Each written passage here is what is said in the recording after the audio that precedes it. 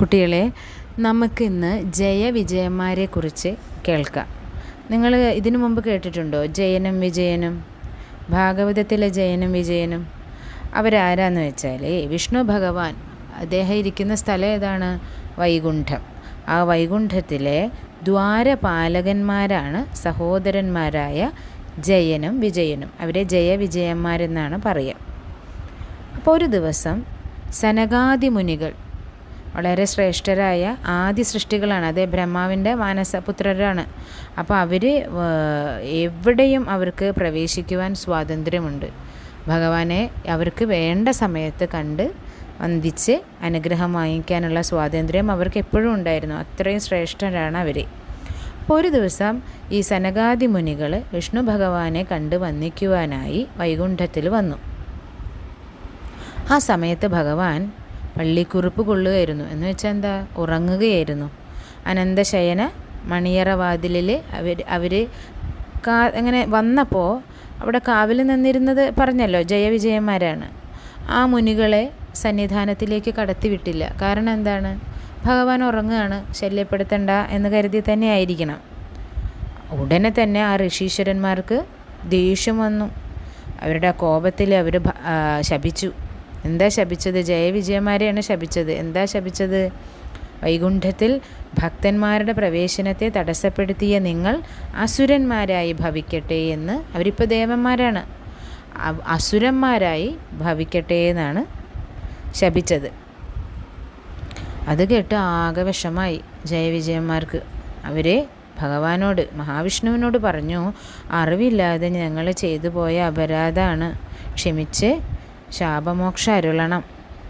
അവരങ്ങനെ വിഷ്ണു ഭഗവാനോട് കരഞ്ഞപേക്ഷിച്ചപ്പോൾ ഭഗവാൻ പറഞ്ഞു, 3 ജന്മം. ഇപ്പോൾ എന്തായാലും ശാപം കിട്ടിയല്ലോ, അതിപ്പോൾ ഒന്നും ചെയ്യാൻ പറ്റില്ല. അപ്പോൾ അതുകൊണ്ടൊരു ശാപമോക്ഷം ഞാൻ തരാം. എന്താണെന്ന് വെച്ചാൽ 3 ജന്മം നിങ്ങൾ അസുരന്മാരായിട്ട് പിറന്ന് ആ 3 ജന്മങ്ങളിലും എൻ്റെ കയ്യാൽ തന്നെ, അതായത് ഭഗവാൻ വിഷ്ണുവിൻ്റെ കയ്യാൽ തന്നെ മരണം വരിച്ച് ഒടുവിൽ എന്നിൽ വന്ന് വലയം പ്രാപിച്ചു കൊള്ളുക എന്നാണ് ഭഗവാൻ വിഷ്ണു ശാപമോചനായിട്ട് നൽകിയ അനുഗ്രഹം.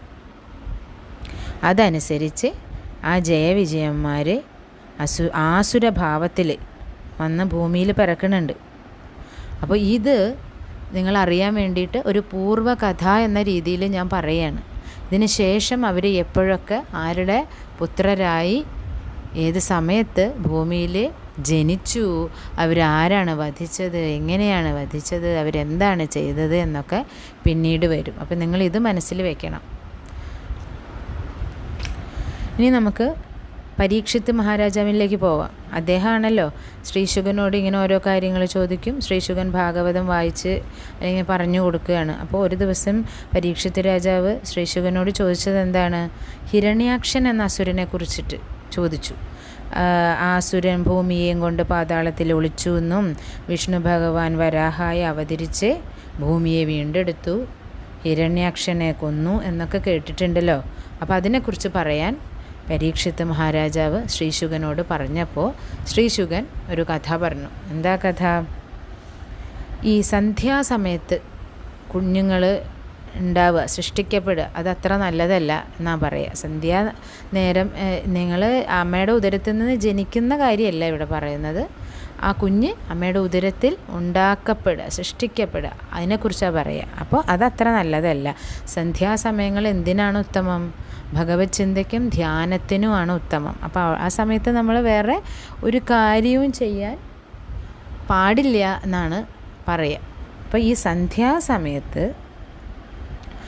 ഉണ്ടായ കുഞ്ഞാണ് ഇവിടെ ആർക്കുണ്ടായെന്ന് വെച്ചാൽ മരീചിപുത്രനായ കശ്യപ പ്രജാപതി, അദ്ദേഹത്തിൻ്റെ ഭാര്യ ദിതി, അങ്ങനെ 2 പേർക്ക് ഒരു കുഞ്ഞ്, അവർ ആ ദിതി ഗർഭിണിയാവും.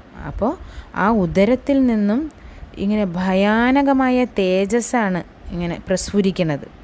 ഇങ്ങനെ ഭയങ്കര തേജസ്, നമ്മളെ അത്ഭുതപ്പെടുത്തുകയോ സന്തോഷിപ്പിക്കുകയോ ചെയ്യുന്ന തേജസ്സല്ല, നമ്മൾക്ക് പേടിയാവും. അങ്ങനെ ഒരു പ്രസ്ഫുരണം ഉണ്ടാവുമ്പോൾ, അങ്ങനെ ഉണ്ടാവാൻ കാരണം എന്താണെന്ന് ഇന്ദ്രനും മറ്റു ദേവന്മാരും ഒക്കെ ഇങ്ങനെ ബ്രഹ്മാവിനോട് സംശയം ചോദിച്ചു. അപ്പോൾ ബ്രഹ്മാവ് വളരെ പുഞ്ചിരിച്ച് പറയാണ്, ഇങ്ങനെ ഈ വിജയന്മാരെക്കുറിച്ച് പറയും. അത് കഴിഞ്ഞിട്ട് പിന്നെന്താ, അപ്പോൾ ആ വിജയന്മാരാണ് അതീവ ദുഷ്ടരായിട്ട് അതുല്യ പരാക്രമശാലികളായിട്ട് ജന്മമെടുക്കാൻ പോണത്. അവർ വിഷ്ണുവിൻ്റെ കയ്യാൽ മരിച്ചാലല്ലേ 3 ജന്മത്തിലും അങ്ങനെ മരിച്ചാലല്ലേ അവർക്ക് മോക്ഷം കിട്ടുള്ളൂ. അപ്പോൾ അങ്ങനെ മരിക്കണമെങ്കിൽ സ്നേഹമായിട്ട് നിൽക്കുന്ന ഒരാളെ നമ്മൾ ആരും പോയിട്ട് കൊല്ലാനോ ആഗ്രഹിക്കുകയോ കൊല്ലുകയോ ചെയ്യില്ല. അപ്പോൾ എന്താണ്, വിഷ്ണു വിദ്വേഷികളായിട്ടാണ് ഇവർ ജനിക്കാൻ പോകുന്നത്. അവർ ദൈവ വിദ്വേഷികളും പാപികളും ക്രൂരന്മാരുമായിട്ട് ജനിക്കാൻ പോവുകയാണ്. അപ്പം അങ്ങനെ ദിതി 2 പുത്രന്മാരെയാണ് കാലാന്തരത്തിൽ പ്രസവിക്കുന്നത്. ഇരട്ടയായിട്ടാണ് പ്രസവിക്കുക. ആദ്യം പിറന്ന ആൾക്ക് ഹിരണ്യകശിപു എന്നും രണ്ടാമത്തെ ആൾക്ക് ഹിരണ്യാക്ഷൻ എന്നും പേരിട്ടു. അവർ വളരെ മുഷ്കരന്മാരായിട്ടാണ്, പെട്ടെന്ന് വളർന്നു. വിഷ്ണു വിദ്വേഷത്തിൻ്റെ പേരിൽ ദൈവഭക്തന്മാരും നല്ലവരും സാത്വികന്മാരുമായിട്ടുള്ള സർവ്വജനങ്ങളെയും അവർ നിർദ്ദയം ദ്രോഹിക്കാൻ തുടങ്ങി. ഭക്തന്മാരെയൊന്നും അവർക്ക് കണ്ടുകൂടാ, അവരെയൊക്കെ ഉപദ്രവിക്കാൻ തുടങ്ങി. പിന്നീട് അവർ ബ്രഹ്മാവിനെ തപസ് ചെയ്തു. വളരെ ഉഗ്രമായ തപസ്സാണ് ചെയ്തത്. അപ്പോൾ ഇങ്ങനെ ഉഗ്രമായ തപസ് ചെയ്താൽ ബ്രഹ്മാവിന് ആരെയാണോ അവർ വിളിക്കുന്നത് അവർക്ക് പ്രത്യക്ഷപ്പെടാതിരിക്കാൻ പറ്റില്ല. അങ്ങനെ തപസ് ചെയ്ത് ഉഗ്രങ്ങളായിട്ടുള്ള വരങ്ങളൊക്കെ വാങ്ങി. ആ വരങ്ങൾ കിട്ടിയതോടുകൂടി പിന്നെ അവരോട് എതിരിടാൻ ഏത് ലോകത്തിലും ജഗത്രയങ്ങളിലും 3 ലോകങ്ങളിലും ആരുമില്ലെന്ന മട്ടായി. ലോകപീഡനം അവർക്കൊരു ആനന്ദലീലയായി. എന്ന് വെച്ചാൽ എന്താ, അവർക്ക് അവരുടെ ഒരു ഹോബിയായിട്ട് മാറി ലോകത്തിനെ ഇങ്ങനെ ഉപദ്രവിക്കുക എന്നുള്ളത്. കാലക്രമത്തിൽ ത്രിലോകങ്ങളിലും 3 ലോകങ്ങളിലും അവരുടെ അധീശത്വം സ്ഥാപിതമായി. അവരെല്ലാവരെയും കീഴടക്കി.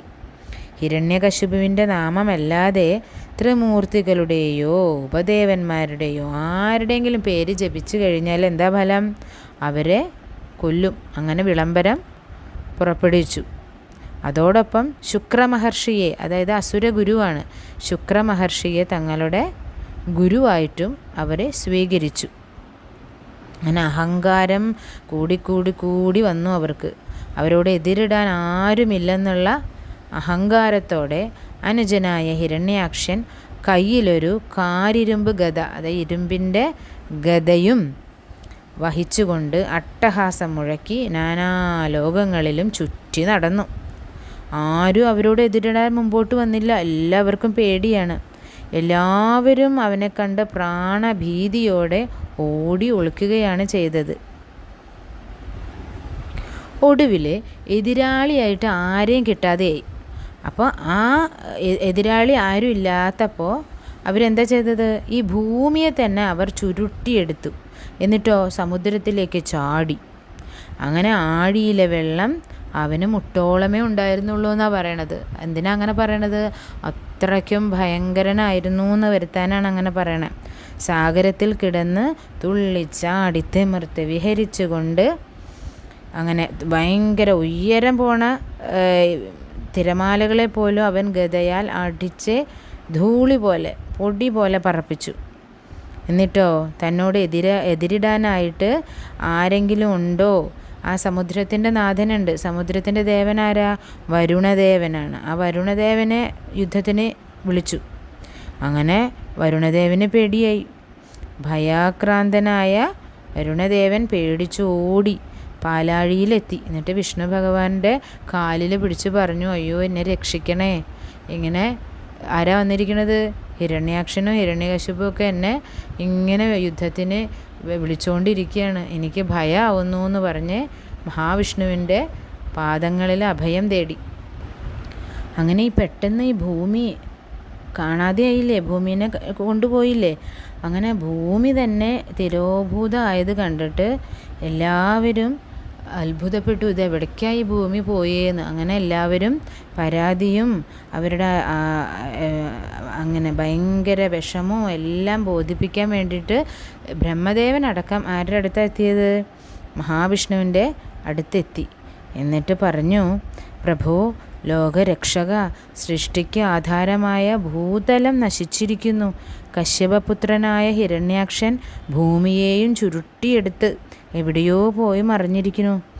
നിന്തിരുവടി എന്നെ സൃഷ്ടികർത്താവായി നിയോഗിച്ചു. ഞാൻ ഈ പറയുന്നത് ബ്രഹ്മാവാണ്. സൃഷ്ടികർത്താവായിട്ട് എന്നെ നിയോഗിച്ചല്ലോ. സൃഷ്ടികർമ്മം അഭംഗുരം തുടർന്ന് നടത്തുവാൻ ഞാൻ മനുവിനെയും സൃഷ്ടിച്ചു. ഭൂമിയിലല്ലാതെ എവിടെയാണ് സൃഷ്ടി ചെയ്യുക? ഭൂമി കാണാനേ ഇല്ല. അപ്പം പിന്നെ ഞാൻ എന്താ ചെയ്യുക എന്ന് ചോദിക്കുകയാണ് ബ്രഹ്മാവ്. അപ്പം നിന്തിരുവടി തന്നെ അങ്ങ് തന്നെ ഇതിനൊരു പരിഹാരം കാണണം, അല്ലെങ്കിൽ ഈ പ്രപഞ്ചമേ ഇല്ലാതെയായി തീരും. എന്തൊരു അമംഗളകരമായ അവസ്ഥയാണിത്. നമുക്കും തോന്നാറുണ്ടല്ലേ, ഈ ഭരണങ്ങളൊക്കെ ഇങ്ങനെ കുഴഞ്ഞു മറിഞ്ഞു കിടക്കുമ്പോൾ എന്തൊരു കഷ്ടമാണ് എന്ന് തോന്നാറില്ലേ? അതുപോലെ തന്നെ അവർക്കും തോന്നിയതപ്പോൾ. അങ്ങനെ നാൻമുഖൻ 4 മുഖമുള്ളതാരാണ്? ഈ ബ്രഹ്മാവിൻ്റെ നിവേദനം കേട്ടപ്പോൾ ജഗന്മയനായ ശ്രീഹരി, മഹാവിഷ്ണു, ഒരു കുഞ്ഞായിട്ട്, ഒരു വളരെ ചെറിയൊരു കുട്ടിയായിട്ട് അവതരിച്ച് ബ്രഹ്മാവിൻ്റെ നാസാരന്ധ്രങ്ങൾ, മൂക്ക്, അതിൽ നിന്നും പുറത്തേക്ക് ചാടി വീണു. എന്നിട്ടോ കൊച്ചു വിരലിൻ്റെ അത്രയേ ഉള്ളൂ, ആ ഒരു ചെറിയ വരാഹ പൈതലായിട്ടാണ് മൂക്കിൽ നിന്നും പുറത്തേക്ക് വീണത്. വരാഹ എന്ന് വെച്ചാൽ എന്താ? പന്നി. അങ്ങനെ ആ കുഞ്ഞു പന്നിയായിട്ടാണ് മൂക്കിൽ നിന്നും പുറത്തേക്ക് വീണതെങ്കിലും നിമിഷം കൊണ്ട് തന്നെ പർവ്വത തുല്യമായി വളർന്ന് ലോകങ്ങൾ 14 നടുങ്ങുമാറ് ഉഗ്രമായൊന്ന് ഗർജിച്ചു. അങ്ങനെ ആ പന്നിയെ കണ്ട് ബ്രഹ്മാവും മരീചി തുടങ്ങിയ മഹർഷികളും അത്ഭുതപ്പെട്ടു. ബ്രഹ്മാവ് പറയാണ്, എൻ്റെ മൂക്കിൽ നിന്നും ഒരു വിരൽ മുഴുപ്പിൽ താഴെ വീണ ഈ പന്നിക്കുഞ്ഞ് ഭീകരാകാരം പൂണ്ട് ആകാശത്തോളം ഉയർന്നു നിൽക്കുന്നു. ഇദ്ദേഹം ആരാണ്? ഒരു നിമിഷം ആർക്കും മനസ്സിലായില്ല, ബ്രഹ്മാവിന് പോലും മനസ്സിലായില്ല. അങ്ങനെ ചിന്തിച്ച് നിൽക്കുമ്പോൾ അത് സാക്ഷാത് ശ്രീനാരായണ മൂർത്തിയാണെന്ന് അദ്ദേഹത്തിന് ജ്ഞാനോദയം ഉണ്ടായി. അങ്ങനെ ശരീരാസകലം ഇങ്ങനെ പടർന്ന് ഇങ്ങനെ വിജൃംഭിച്ച് നിൽക്കുകയാണ്, ഇങ്ങനെ കൂർത്ത് നിൽക്കുകയാണ്. നീണ്ട കറുത്ത രോമങ്ങൾ അത് കുടഞ്ഞുകൊണ്ട് വാല് ചുഴറ്റിക്കൊണ്ട് അങ്ങനെ പന്നി നിങ്ങൾ കണ്ടിട്ടില്ലേ? അപ്പോൾ ആ പന്നിയുടെ ഒരു പ്രത്യേകതയാണ്, അതിങ്ങനെ മൂക്കുന്ന് ഇങ്ങനെ കീഴോട്ട് ഇങ്ങനെ ശ്വാസം ഭയങ്കര ചീറ്റിക്കൊണ്ടാണ് അത് ഓടുക. അങ്ങനെ അതിൻ്റെ പന്നിയുടെ എല്ലാ തരം ചേഷ്ടകളും കാണിച്ച് വളരെ ദേഷ്യത്തോടു കൂടി ഇങ്ങനെ വാരാശിയിലേക്ക് കുതിച്ച് ചാടി കടലിലേക്ക്. അപ്പോൾ തൻ്റെ ശത്രു തന്നെ അന്വേഷിച്ച് വെള്ളത്തിൽ ചാടിയിരിക്കുന്നു എന്നറിഞ്ഞിട്ട് ആരാണ് അവിടെ ഉള്ളത്? അസുരപ്രവരൻ പാതാളത്തിൽ ഗൂഢമായി കടന്ന് ഭൂമിയെ അവിടെ ഒരു രഹസ്യമായ കോണിൽ ഒളിപ്പിച്ചു വെച്ചു. പാൽക്കടൽ വാസ അതാരാണ്? മഹാവിഷ്ണു അങ്ങനെ മുഴുവനും ഈ ഹിരണ്യാക്ഷനെയും ഭൂമിയെയും അവിടെ മുഴുവൻ അന്വേഷിച്ചു, കണ്ടുകിട്ടിയില്ല. ദേഷ്യം വന്നു. ആർക്കാ ദേഷ്യം വന്നത്? ഇപ്പോൾ മഹാവിഷ്ണു ഇപ്പോൾ ഏത് രൂപത്തിലാണ്? വരാഹ രൂപത്തിലാണ്. അപ്പോൾ ഭയങ്കര ദേഷ്യം വന്ന് ക്രുദ്ധനായി ഗർജിച്ചുകൊണ്ട് അദ്ദേഹം നേരെ പാതാളത്തിലേക്ക് ചെന്നു. ഭൂമി മാത്രമേ അപ്പോൾ അവിടെയുള്ളൂ. ഹിരണ്യാക്ഷൻ അപ്രത്യക്ഷനായിരിക്കുന്നു. അപ്പോൾ തൻ്റെ പന്നിക്ക് ഒരു കൊമ്പുണ്ടല്ലേ, ഒരൊറ്റ കൊമ്പ് ഇവിടെ ഇങ്ങനെ ഫ്രണ്ടിൽ, ആ ഒറ്റ കൊമ്പല്ലേ, 2 എണ്ണം ഉണ്ട് കേട്ടോ.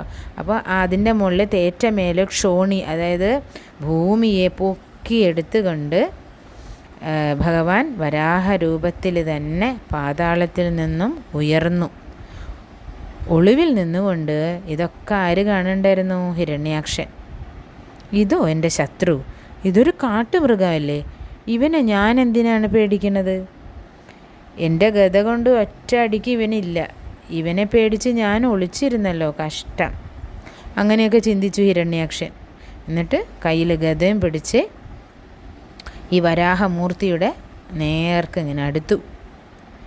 അപ്പോൾ തൻ്റെ യോഗശക്തിയാൽ ഈ കടലിൻ്റെ ഉപരിതലത്തിൽ കീഴോട്ട് താഴാത്ത വിധം നിക്ഷേപിച്ചൊക്കെയാണ് എന്തിനെ? ഭൂമിയെ. എന്നിട്ട് ഈ ഹിരണ്യാക്ഷനുണ്ടല്ലോ, യുദ്ധത്തിന് വേണ്ടിയിട്ട് ഈ വരാഹത്തിനോട് യുദ്ധത്തിന് വേണ്ടിയിട്ട് ഇങ്ങനെ ഒരുമ്പെട്ട് നിൽക്കുകയാണ്. അങ്ങനെ ദൈത്യേന്ദ്രൻ ഗദയൊക്കെ പിടിച്ച് നിൽക്കുന്നത് കണ്ടിട്ട് തൻ്റെ കൗമോദകം, ഈ മഹാവിഷ്ണുവിൻ്റെ ഗദയുടെ പേരെന്താണ്? കൗമോദകം എന്നാണ്. ആ ഗദയെയും കയ്യിലെടുത്തു. ആരാണ്? ഈ വരാഹം. അങ്ങനെ ഗദകൾ തമ്മിൽ കൂട്ടിമുട്ടി ഉഗ്ര ശബ്ദത്താൽ ഭയങ്കര യുദ്ധമാണ് അവിടെ. ആ യുദ്ധം കാണുവാൻ ബ്രഹ്മാവും നാരദാദി മുനികളും ദേവന്മാരും എല്ലാവരും നിരന്ന് നിൽക്കുകയാണ്. അങ്ങനെ ഈ വരാഹമൂർത്തിയുടെ ഗദ അസുരൻ്റെ ഗദയുടെ പ്രഹരമേറ്റ് ആകാശത്തിലേക്ക് എങ്ങോട്ടോ തെറിച്ച് വീണു. അപ്പോൾ ഭഗവാൻ എന്താ ചെയ്തത്? ഉടനെ തൻ്റെ ദിവ്യ ആയുധമുണ്ട്. എന്താ അത്? സുദർശന ചക്രം അല്ലേ? ആ സുദർശനത്തെ ധ്യാനിച്ചു. അത് അദ്ദേഹത്തിൻ്റെ തൃക്കരത്തിൽ വന്ന് വിളങ്ങി. എന്നിട്ടോ സംഹാര രുദ്രനെ പോലെ കോപിച്ചാലറിക്കൊണ്ട് ഹിരണ്യാക്ഷൻ ഒരു നെടിയ ശൂലം എടുത്തിട്ട് ഭഗവാന്റെ നേർക്ക് എറിഞ്ഞു. അപ്പോഴോ സുദർശനം കൊണ്ട് അദ്ദേഹം അത് തടുത്തു. പിന്നെ അവർ തമ്മിൽ മുഷ്ടിയുദ്ധമായി. അതിനിടയിൽ പല മായാസ്ത്രങ്ങളും അസുരൻ പ്രയോഗിച്ചിട്ടുണ്ട് കേട്ടോ. അങ്ങനെ സുദർശനത്തിൻ്റെ ആ തീ പോലെയുള്ള 1000 സൂര്യന്മാരെ പോലെയാണ് ആ പ്രകാശത്തിലെ ദൈത്യേന്ദ്രൻ്റെ ഹിരണ്യാക്ഷൻ്റെ എല്ലാ ആയുധങ്ങളും നിഷ്പ്രഭമായി പോയി. ഒരുപാട് കാലം തന്നെ അവർ തമ്മിലുള്ള യുദ്ധം നീണ്ടു നിന്നു എന്നാണ് പറയണേ. എന്നിട്ട് അവസാനം എന്താ ഉണ്ടായത്? ദൈത്യൻ, അതായത് അസുരൻ, തൻ്റെ സർവശക്തിയും പ്രയോഗിച്ച് വരാഹമൂർത്തിയെ കടന്ന് പിടിച്ച് മറിച്ച് താഴത്തേക്കിട്ടു. അപ്പോൾ തിരിഞ്ഞ് മറിഞ്ഞ് വീഴുന്ന വഴിക്ക് അവൻ്റെ മുതുകിൽ പതിച്ചു. എന്താണ്? ഈ തേറ്റ കൊണ്ട് ഈ അസുരൻ്റെ ശരീരം അങ്ങ് പിളർന്നു പോയി. സമുദ്രം മുഴുവനും രക്തമയായി. പിന്നെയും അവരവിടെ നിന്നിട്ട് ഒരുപാട് നേരം യുദ്ധം ചെയ്തു. അങ്ങനെ ഒടുവിൽ ഭഗവാൻ എന്താ ചെയ്തത്? ഹിരണ്യാക്ഷനെ തൃക്കാലിനാൽ തട്ടി താഴെ വീഴിച്ച് തേറ്റ കൊണ്ട് അവൻ്റെ ശരീരം ആപാദമസ്തകം നടുവേ പിളർന്നു. അങ്ങനെ പിളർന്നു വധിച്ചു. അത് കണ്ടിട്ട് ഇന്ദ്രാദി ദേവകളും നാരദാദി മഹർഷികളും എല്ലാവരും ശ്രീനാരായണനെ വാഴ്ത്തി സ്തുതിച്ച് പുഷ്പവർഷങ്ങൾ ചെയ്തു. അതാണ് ഇവിടെ ഇപ്പോൾ ആരേനെ നിധനം ചെയ്തത്? ഹിരണ്യാക്ഷനെ വരാഹ അവതാരം കൊണ്ട് വധിച്ചു. അതാണിപ്പോൾ സംഭവിച്ചത്. അപ്പോൾ ഇവിടെ വരാഹ അവതാരത്തെക്കുറിച്ചിട്ട് പരാമർശിക്കാൻ കൂടിയാണ് ഈ കഥ പറഞ്ഞത് കേട്ടോ. ഭഗവാന് 10 അവതാരങ്ങളുണ്ട്. 10 എന്ന് വെച്ചാൽ എത്രയാ? 10 അവതാരമുണ്ട്. ഏതൊക്കെയാണെന്നറിയോ? മത്സ്യം, കൂർമ്മം, വരാഹം, നരസിംഹം. അറിയാമോ ഇതൊക്കെ? അറിയാമെന്നുള്ളവർ ഏതൊക്കെയാണ് അവതാരങ്ങളെന്ന് എന്നോട് പറയണം കേട്ടോ. അപ്പോൾ ഇതിൽ വരാഹ അവതാരം എപ്പോഴാണ് സംഭവിച്ചതെന്ന് മനസ്സിലായല്ലോ. ഇനി നമുക്ക് ഒരാളെ വധിച്ചിട്ടുള്ളൂ. ആരേനെയാണ്? ഹിരണ്യാക്ഷനെ. ഇനി ആരുണ്ട്? ഇരട്ടകളാണെന്ന് പറഞ്ഞല്ലോ. അടുത്ത അസുരൻ ആരാ? ഹിരണ്യകശിപു. അത് ഏത് സന്ദർഭത്തിലാണെന്ന് ഉടനെ വരും. അപ്പോൾ അതിൻ്റെ ഇടയിൽ നമുക്ക് വേറെ കുറച്ച് കാര്യങ്ങളും കൂടെ പറയാം. അപ്പോൾ അതടുത്ത വീഡിയോയിലുണ്ടാവും കേട്ടോ.